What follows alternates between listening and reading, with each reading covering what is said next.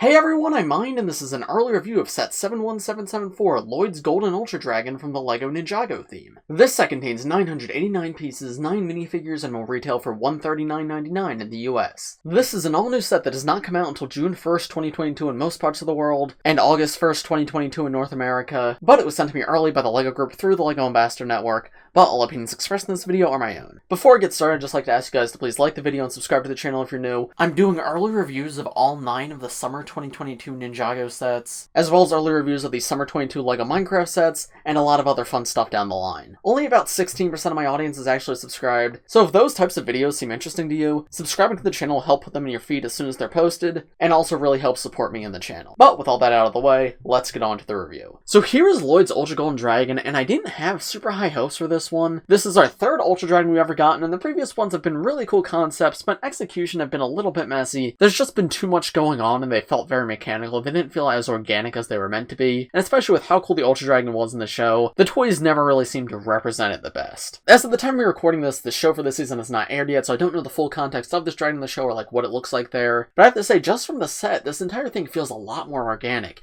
This does feel like a proper creature, and it goes really well with any other Ninjago dragon. It's not like the previous Ultra Dragons where they sort of feel like their own thing. And there really is just a lot to love here, so let's go through it all. So of course, as this is an Ultra Dragon, it has 4 total heads, 1 for each of the main 4 elements: Ice, Fire, Earth, and Lightning. Taking a look at the Ice head first, it reuses the top headpiece from the Evo J Dragon, though this time dual molded in Translite Blue and Gold. And it's got this all new printing on the side, and I think this looks fantastic. Really captures that like icy feel, and I love the use of the transparent parts. I think that's the best part of this. The lower jaw on this one is the one that they used on the Evo Fire Dragon, and I think that works. It sort of has like the rigid icy feel to it, and you can see of course this head can be hinged if you want. So again, mouth open like that, or closed up like this. I feel like the head doesn't look the best when closed up. It just feels like the top and bottom jaws don't click together well enough, but when it's open that's not really noticeable and still captures that whole ice aesthetic. So honestly, it's not a big deal for me. Coming to the back of the head, seeing how the top and bottom parts of the jaw are connected, I'm really not a fan of how this is done. It's done exactly the same as on the 6+ Evo Dragons, and I thought they just did it that way in those sets to make it easy to build, because it doesn't look good, but it is functional. But no, they did that again here, and that's honestly very disappointing to see. They had like a really good head sculpt on Lloyd's Legendary Dragon from earlier this year, and it might have been hard to do 4 of those, but I wish they did something a little bit better than this, because yeah, this piece just seems really artificial right here, and I don't love how that looks. That should be very easy to customize if you wanted to, so it shouldn't be too difficult to fix that up, but all 4 of the dragon heads use it here, and yeah, I'm just not a fan. Then coming to the neck, it's pretty much the same design for all 4 heads with slight differences. You can see there's the gold plating on the sides, which remains all throughout, but on top of the ice dragon head, you can see there's a little bit of Translite Blue to represent like ice shards. Yeah, I think that looks really good. It transitions from the golden body into the icy head pretty well. Then coming to the center, I really love what they did here with the Fire and Earth Dragon heads. With previous Ultra Dragons, they had all 4 of the heads side by side, and that definitely made the body of those dragons really wide because you had to make room for 4 heads all next to each other. But for this one, to compress it a little bit, they actually stacked the Fire Dragon head on top of the Earth Dragon head. Now if you want, you can angle the heads to make it look like they're still side by side, but in the actual build, yeah, you can see these 2 are stacked. Taking a look at the Fire Dragon's head first, I think this one has the best top jaw, bottom jaw combination. It just looks really organic, really elegant. And that with the brick-built horns on top of its head and everything, yeah, this is a fantastic looking dragon head design. Again, same pretty bad connecting system right here, but you can see that's how it looks like with the mouth open. And then you can see the neck, there's just some trans orange pieces to give it like that fiery feel. Coming down to the Earth Dragon head, right off the bat I want to say I predicted this. All the way back in January when I did my review of the Evo Fire Dragon, I'll play a clip right now. I said the jaw for that one turned upside down will make a great head for an Earth Dragon. The design of this jaw turned upside down will make a really good top headpiece. I could see this being used for like an Earth Dragon in the future. Like covering up the Fire Dragon's eyes. Imagine that as the dragon's head. That would look pretty cool. And yup, look at this. They used the Evo Fire Dragon's jaw piece for the head for the Earth Dragon. They also use it as the jaw for the Earth Dragon,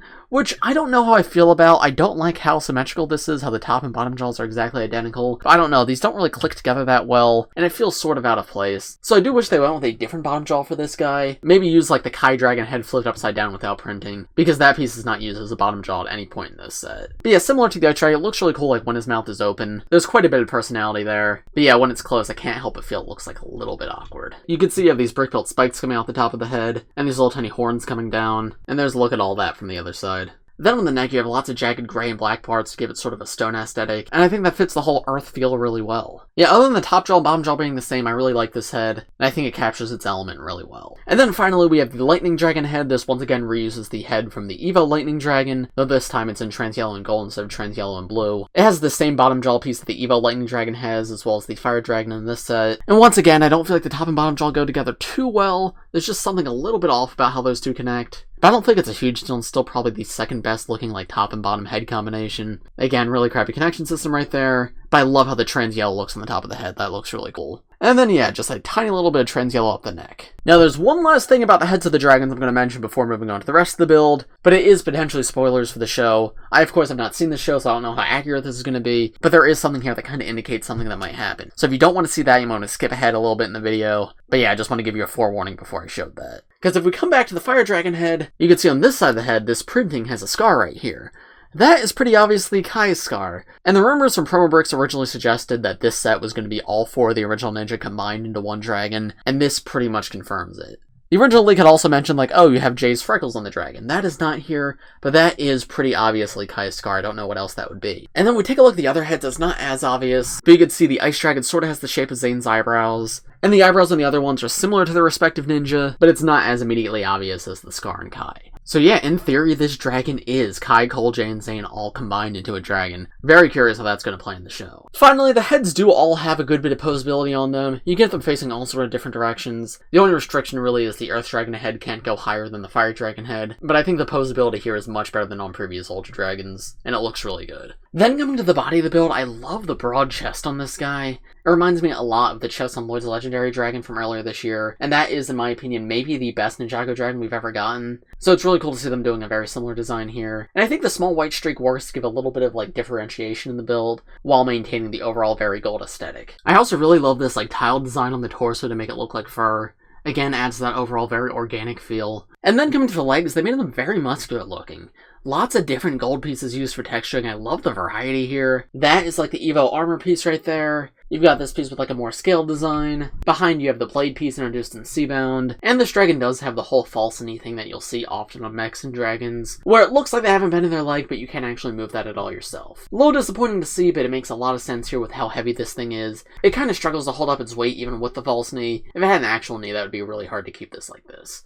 And then finally coming down, of course, you have a ball joint and then a foot at the very end. This is a foot design I feel like I've seen Ninjago do before. I can't pinpoint exactly what dragon used it, but the design of these claws here does look really good. And there's a little bit of posability on them where you can move them out, move them in, and the one on the end can be moved up and down. And you have exactly the same leg design on the other side, everything's just mirrored. Coming to the back legs, they're significantly smaller, but once again you have the varied texture pieces for detailing. Again, adds to that overall very organic look of this creature, and the feet on the back are exactly the same as the feet on the front. And once again, back legs are identical on both sides. Now coming around to the dragon's back, I love how you can see the chest like come up right here and get onto the back. The shaping here is really just beautiful all around. The designers did such a good job with this. There's a tiny little saddle on the back, but it's not intrusive at all. So if you wanted to display this without the saddle, you very easily could. And if you wanted to display it without the saddle, there's how that looks. But if you're curious, here's how Lloyd actually looks riding the dragon. There's not like any reins or anything for him to hold on to, but I think that's fine, because it allows him to still hold his weapon, and that probably wouldn't be too hard to add on with your own parts if you really wanted that. But yeah, I feel like Lloyd fits in perfectly there. I love how this looks. Then moving down the dragon's back, we come to another point of articulation. You're able to hinge the entire back of the dragon, I guess, to make it look like it's turning,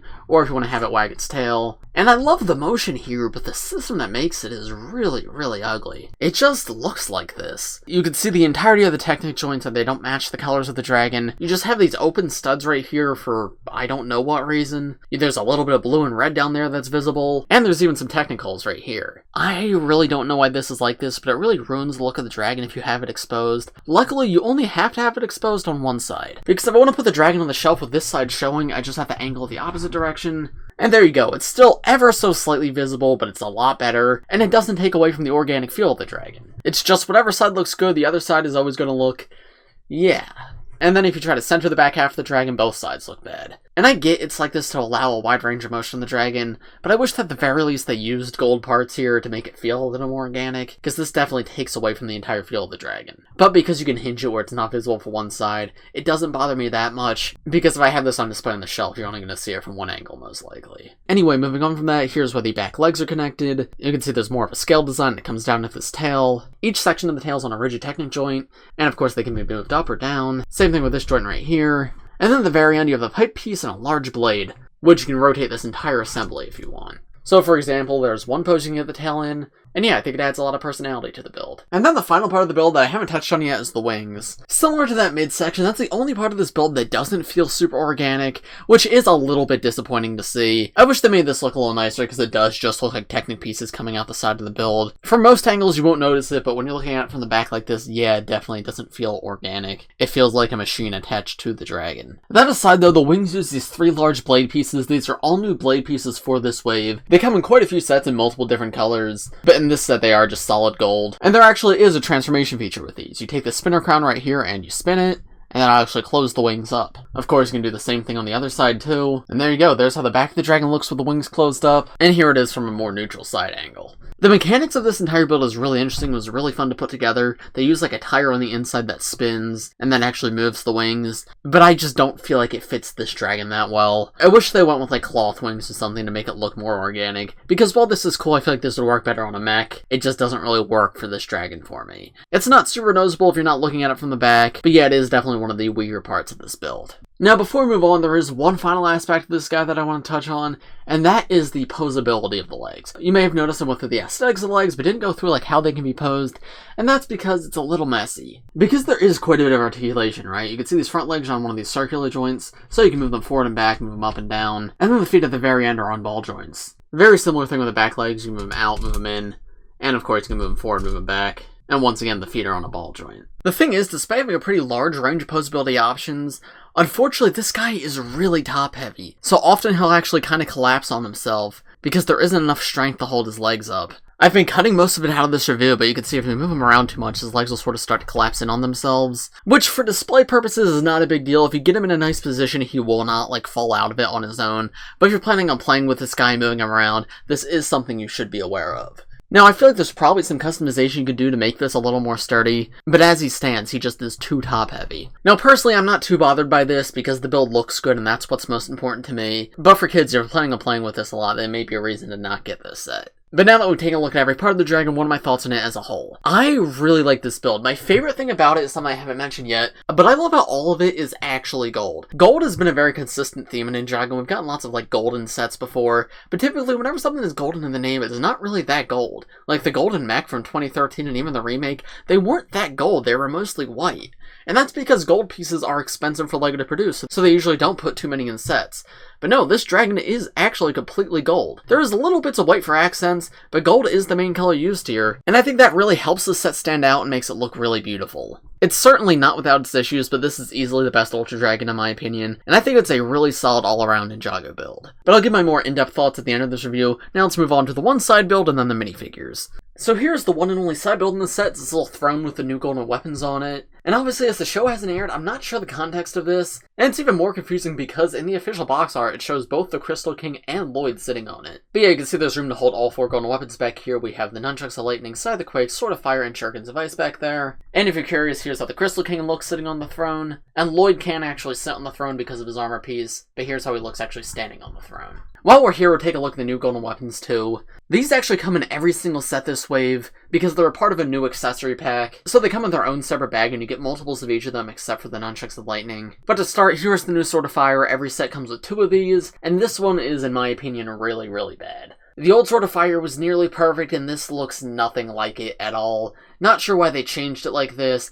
It looks decent when it's slid into the crystal attachment, which you'll see when I do my review of Cole's car. But just like this, no, I don't think this looks good at all. Here's how it looks in Kai's hand, and that doesn't feel like the sort of fire, that just sort of feels like a machete. Yeah, not a fan of that one. Here's the new Scythe of Quakes, and I think this is the best Scythe of Quakes we've ever gotten. You get 2 of this one in every bag, and the blade at the top looks amazing. I love, like, the dragon face on that. The actual handle of the scythe does look a little short. I think this would actually look better if you put a dragon hilt at the bottom. And the dragon hilt doesn't come in this set, but if you want to customize it, there's how that looks. And I thought that would look better, but this actually makes the scythe maybe seem too long. So yeah, I'm not sure which is better. You guys will have to let me know what you think in the comments. And here's how Cole looks wielding the new scythe. Yeah, I think this is an upgrade, but it's still not perfect. Definitely some customization to be done, but I'm not sure how to make it better. So if you guys have any suggestions, let me know in the comments. But I do think this is an improvement from the previous versions we've gotten. And then we have the new Nunchucks of Lightning, and I'm mixed on these ones. I do think the new hilt piece looks cool, but the dragon hilt did a fairly good job of that anyway. And then the chain attaching at the center instead of at the top is just strange.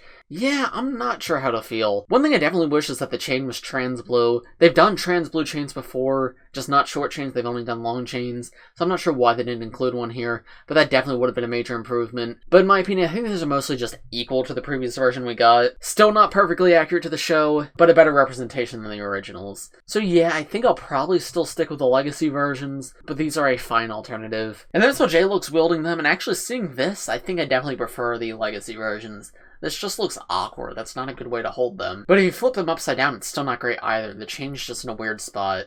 So yeah, I don't think I'm the biggest fan of these. Oh, and then one last thing, you only get 2 hilts per set. You do get 2 full Scythe of Quakes, 2 full Swords of Fire in every set, but you only get 2 of the Nunchuck hilt per set, and you only get the chain if the set's actually supposed to include the Nunchucks of Lightning. So it's not as easy to get these as the other ones. And then we have the new Sharkins of Ice, you get a total of 4 of these in every set, and this is a simple change, which again I'm mixed on. I like how angled the actual blades are, I think that looks really cool, and it's pretty representative of how the Sharkins look in the show. However, I prefer the more textured edges of the old ones, so again I think it's an improvement in some ways and a downgrade in others. And here's how Zane looks actually wielding them. They're also a hard plastic this time around, they're not rubber like the last ones. And they don't have the posability that the old ones had. The old ones you could flip over top of Zane's hands. These ones have a little bit of movement, but they're pretty rigid, so there's not too much you can do with them. So yeah, another one I'm mixed on. I think I slightly prefer the old ones, but not by much. These are a fine alternative. And you get a total of 4 of these in every set, so 2 full sets. But now, moving to the minifigures, here are the first 2 included in this set. We have Golden Cole and Golden Jay. I've still got them holding their golden weapons, so here's one last look at those before I take them off. But here the 2 of them are with their weapons removed, and you can see they're all new suit designs. And wow, these look fantastic. So they've got the legacy hoods dual molded in gold in their color. Cole's got black, obviously, and Jay's got blue. They've got this all new symbol in their headband. All 4 of the Golden Ninja have the same symbol. Comparing it to the Ninjago alphabet, it's kind of similar to their symbol for the letter R. However, it's not exactly the same, so I'm not sure if that's what it's supposed to be. If any of you guys in the comments know what the symbol means, please let me know. But yeah, very interesting that's shared between all of them. And then coming down to the torsos, you can see they're covered in this golden armor. Cole's is definitely the one I prefer of these 2. I love the little bits of orange, and the gold looks so great accented against the black. This is all printed metallically too, so you can see it shines in the light really well. And he really does look like he's covered in armor, and he's like ready to go into battle. I think this would look really nice with Master of the Mountain armor too. Same thing with Jay's over here. Jay's is not as good in my opinion. The gold and the blue kind of clash a little bit, but it still does look nice, and I love the metallic printing and everything. You can see the stem suits underneath that, which sort of have like an animal footprint design going on.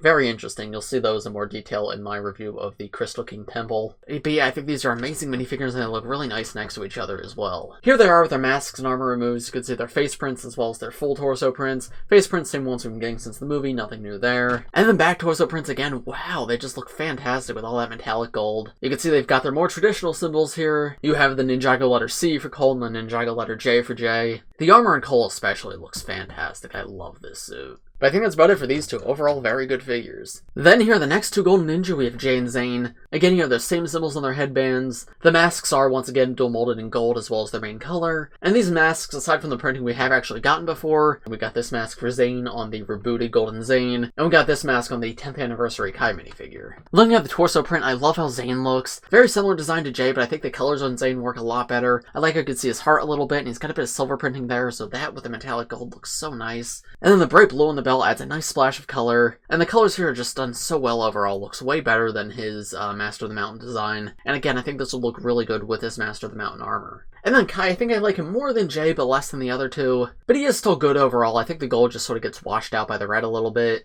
but if you're reflecting the light, it does look really nice. But there's not too much interesting going on here. Kind of feels generic. but again, would look really good with the Master of the Mountain armor. Again, no new face prints here, and then here are the alternate faces as well as the back torso prints. Back torso print on Kai is a little bit better, and again, I think the back torso print on Zane looks amazing. And once again, you have their standard symbols, the Z for Zane and the K for Kai, and yeah, there's how that reflects in the light. Yeah, well, some are better than others. I think the Golden Ninja are a really nice collection of suits, and it's so cool that you get them all in this one set. Then the final ninja we have in this set is Golden Oni Lloyd. This is such an interesting figure, and I cannot wait to see like what this guy is in the show. This is such a cool concept though, because like in theory we always knew that Lloyd had some sort of Oni form if Garmadon had one, because if Lloyd's part Oni, he should be able to do it too, right? And it seems like we're actually going to see that in this season of Ninjago, and that's so exciting. I love the design of the Oni mask. This is the same standard Oni mask mold, but you can see it's got these bright green eyes and this gold printing on top of the gold piece that like give it that extra dimension. I love how it looks like a burst of energy coming out of the eyes, and Lloyd looks angry here, so I'm curious like what the context of this is going to be in the show. There's also another really cool part here, and that's the samurai helmet that he's wearing. This is an all new part because in the past Oni masks have only connected to biker helmets, which worked for Sons of Garmadon, but it really wouldn't make sense for Lloyd to be wearing a biker helmet here, so they made a new samurai helmet piece that masks could connect to, and I think that was a great decision. I really wish this piece existed for the actual Oni in March of the Oni, but I may try to get extras of the gunmetal gray version of this to give to my regular Oni. Unlike on the biker helmets, the mask can't flip up. However, when you do try to flip it off, you can pop it off instead. And there's how the samurai helmet looks without the mask. No new face print on Lloyd, unfortunately, here. A little bit disappointing to see, would have been cool, but I think the cool new Oni mask does make up for it, because you don't really ever want to display this figure without the mask. And then taking a look at the torso, I just love the design. I love how they incorporated the green in with the gold, so he still has the green ninja aesthetic, but he very much is the golden ninja here. You have the darker gold printing as well as the standard gold printing, and all that is different from the gold pieces, so it adds like a lot of different colors here. Yeah, this is a really, really well designed figure, one of the best Ninjago figures of all time. But yeah, as you just saw, there he is with his mask removed. And there's his alternate face as well as his back torso print. You can see that green underneath is really like a dragon scale design. Very interesting. Here are the next two minifigures in the set. We have a Vengestone Brute and a Vengestone Warrior. These guys are super cool for just like generic villains. So many fun colors here. You get them in quite a few sets this wave, but I don't mind that because it's such a cool design. They have sort of this like dragon design to their head. It's kind of dragon-like, kind of wolf-like, and it's gunmetal gray dual molded with this trans pink. You can also see there's transparent parts used on the arms and the legs. The Brute has two trans pink arms, while the Warrior only has one, and then they both have one trans pink leg. So they look like they're really made out of crystal, and I'm excited to see these guys at the show because I think they have such a cool aesthetic. You can see the Brute has like this crystal design coming all the way up his torso. That's the Overlord symbol right there too. And then there's the tiny little bits of yellow, I guess, to represent golden power. Yeah, this is just a fantastic design for a generic villain. And then the Warrior does actually have a separate torso print, so it's cool to see we do have two separate distinct torsos for just like generic villains. This one only has the crystals on one side of his body, but you can see like more of those golden cracks. And then taking a look at their weapons, they both have like these trans pink crystal weapons. The Warrior has this double blade, while the Brute has the spear. And then taking a look at them from the back, you can see there's actually some metallic silver back here, which reflects in the light. Yeah, I'm very curious to see what the story behind these is going to be in the show. But the designs are amazing, and I absolutely love their minifigures. And then the final two figures in the set, we have the Crystal King with 4 arms, and then one more Vengestone Brute. Vengestone Brute's exactly the same as the other ones, so I'm not going to go over him again, but just know you do get 2 in this set. But this new Crystal King figure, wow, this guy is really interesting. I actually didn't like this guy too much when I first built him, but now that I've had more time with him, this guy does look really cool. His face is fascinating. He's got like this mask design, which is sort of maybe lion-like. He's got these bright purple eyes and these little bits of gold detailing. It almost looks like his eyebrows are crowns. And then coming down to his torso, we're going to get into potential spoilers for the show again, so if you don't want to hear about that, you might want to click off the video. But chances are you already know what's coming. And in fact, I'll just come out and say it. This guy is most likely the Overlord. We don't have that confirmed, but